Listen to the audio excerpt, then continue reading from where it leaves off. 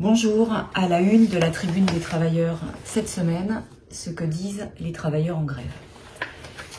Bayrou va annoncer le détail de ses mesures le 15 juillet pour réaliser 40 milliards de coupes dans le prochain budget 2026. Mais la politique anti-ouvrière de Bayrou s'applique déjà, et vous pourrez lire en pages 2 et 3 les mobilisations organisées, très souvent dans l'unité des organisations syndicales, contre les conséquences de la politique anti-ouvrière de Bayrou. En commençant par la ville de Paris, la municipalité de gauche, entre guillemets, a coupé dans le budget 2025 275 millions d'euros, avec des conséquences pour les agents de la ville de Paris. Et c'est contre ces conséquences qu'il se rassemblait le 1er juillet dernier, avec les organisations syndicales, notamment pour l'amélioration des conditions de travail, l'augmentation des salaires, la création de postes, pour répondre aux demandes de la population.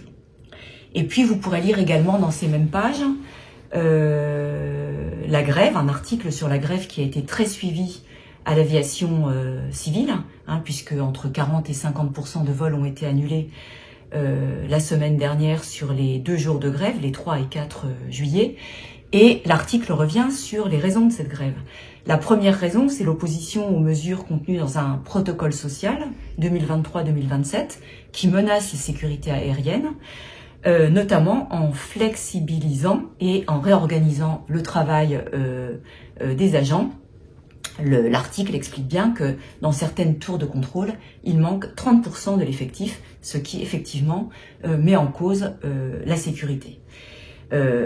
Et évidemment, au-delà des 2 journées de grève qui étaient prévues, la question pose plus généralement une journée de grève plus large de l'ensemble des personnels de l'aviation civile pour faire reculer le gouvernement. Puis vous verrez également la situation aéroport de Paris avec l'interview d'un syndicaliste qui raconte comment la suppression des échelons qui est proposée par la direction d'aéroports de Paris remettrait en cause les grilles salariales, ferait voler en éclats ces grilles et de fait instaurerait un salaire au mérite ainsi qu'une polyvalence générale des agents.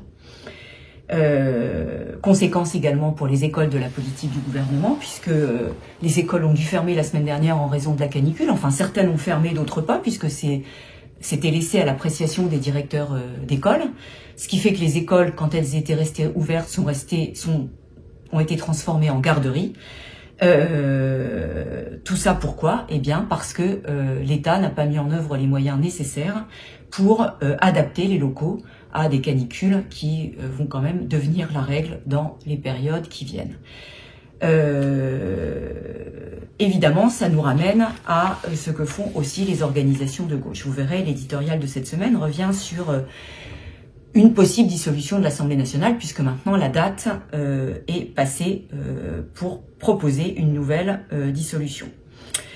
Alors, destitution ou dissolution, c'est ce que propose notamment Manuel Bompard de la France Insoumise. Sauf que destitution ou dissolution, c'est s'en remettre aux institutions, à la logique des institutions de la Ve République, qui est contraire, comme chacun le sait, à la démocratie, c'est-à-dire à la volonté majoritaire. Or, et je crois que ce qu'on a exposé en pages 2 et 3 montre bien que les travailleurs n'acceptent pas cette situation, ils n'acceptent pas que la sécurité sociale soit réduite en miettes, que les services publics soient réduits à peau de chagrin, et c'est la raison pour laquelle l'urgente nécessité, c'est l'action unie des travailleurs et des jeunes avec toutes les organisations ouvrières et démocratiques pour en finir maintenant, non seulement avec la politique du gouvernement, mais aussi avec les institutions de la Ve République. Et puis pour terminer, vous pourrez lire dans les pages internationales un article qui revient sur les rassemblements que nous organiserons partout au plan international entre le 6 et 9 août, date anniversaire des bombardements d'Hiroshima et de Nagasaki, rassemblement contre la guerre et pour la rupture de tous les liens avec l'État d'Israël, tous les liens diplomatiques, politiques, économiques. Et puis vous lirez également en page 11 un article sur les suites du sommet de l'OTAN, sommet au cours duquel Trump a exigé de l'ensemble des pays membres de l'OTAN qu'ils prennent en charge le financement de la guerre. Tout le monde a accepté de passer à son budget de guerre à 5% du PIB. Pendant ce temps-là, Trump se concentre sur la Chine. Et bien évidemment, les gouvernements ont bien l'intention de faire payer à leur classe ouvrière cette politique de guerre.